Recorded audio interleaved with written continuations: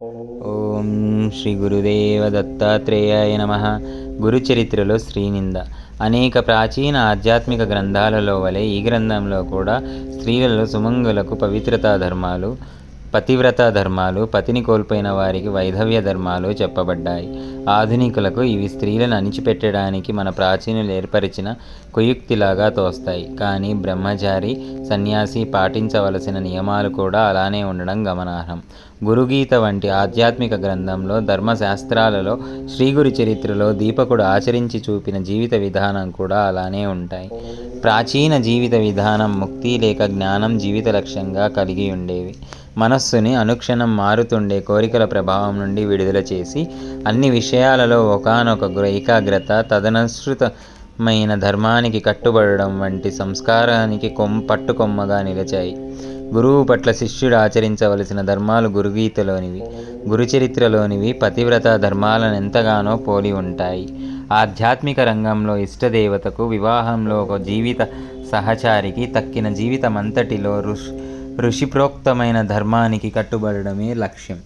కాకుంటే ఎప్పుడూ భార్యే భర్తకు లోబడి ఉండవలసినట్లు శాస్త్రాలు ఎందుకు చెప్పాయి అన్న ప్రశ్న వస్తుంది. శిష్యుడు గురువుకి, భక్తుడు దైవానికి కట్టుబడి ఉండాలనుకోవడానికి ఏమి కారణమో అదే గృహిణి కంటే వయస్సులో పెద్ద అయిన భర్త గురుసేవలో శిక్షితుడై ఉండాలని, శిక్షణ పూర్తి అయిన అతని సేవలో లౌకిక జీవితంతో పాటు అటు ఆధ్యాత్మిక శిక్షణ కూడా స్త్రీకి లభించేలా అలా నియమించాడు. భర్త ఎడల సహజంగా భార్యకుండే ప్రేమ, గురువు పట్ల శిష్యునికి, దైవం పట్ల భక్తునికి ఉండవలసిన ధర్మాలు పటిష్టమవడమే గాక తత్కారణంగా మూడు సార్థకమవ్వగలవన్నదే ఈ ధర్మ సూక్ష్మం. అయితే వీటికి తోడు కాలాంతరంలో ఈ లక్ష్యాన్ని ఉద్దేశించిన అనేక చిల్లర ధర్మాలను యథేచ్ఛగా ధర్మశాస్త్ర గ్రంథాలలో ప్రక్షిప్తం చేసి ఉండవచ్చు. అదృశ్యమైన ఇష్టదేవతను యావజ్జీవితం ఏకాగ్రతతో సేవించినట్లే గురువు పరమపదించిన తర్వాత సత్శిష్యుడు ఆయననే ధ్యానిస్తూ ఆయన స్థాపించిన అగ్నిని సేవిస్తూ ఉండాలని శాస్త్రం. అలానే భర్త రూపం మరుగుపడిన స్త్రీకి భర్తయే గురువు, దైవము అనే భావంతో సేవిస్తూ ఉండాలి. అప్పుడు ముక్తి లేక జ్ఞానానికి అవసరమైన సంస్కరణ జరుగుతుందని సూత్రం. ఇట్టి ఆచరణకు మనోవికారాలు అంతరాయాలు అవుతాయి కనుక ఆ ప్రమాదాలను ముందుగా ఊహించి వాటిని నిషేధించడానికి అవసరమైన దృక్పథమును సాధకులకు శాస్త్రాలు బోధించాయి.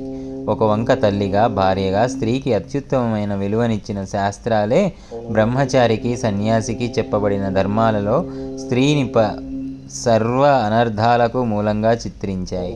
ఇవి సహజంగా పురుషునిలో దాగి ఉండే ప్రకృతి సిద్ధమైన బలహీనత అనే రోగానికి ఔషధంగా మాత్రమే చెప్పబడ్డాయని గుర్తించాలి. సన్యాసికి, విధవరాలకు చెప్పబడిన ధర్మాలకు గల పోలికలకిదే కారణం. ఏనాడైనా మోక్షము లేక జ్ఞానమే జీవిత పరమావిధి అని విశ్వసించిన వ్యక్తులు పాటించవలసిన ధర్మాలే అవి. అట్టి లక్ష్యం లేని వ్యక్తులు కూడా ఆ ధర్మాలను పాటింపచూపినప్పుడు సామాజిక జీవితంలో అస్తవ్యస్తం తప్పదు. శ్రీ గురుచరిత్రలో శ్రీనింద సమాప్తం.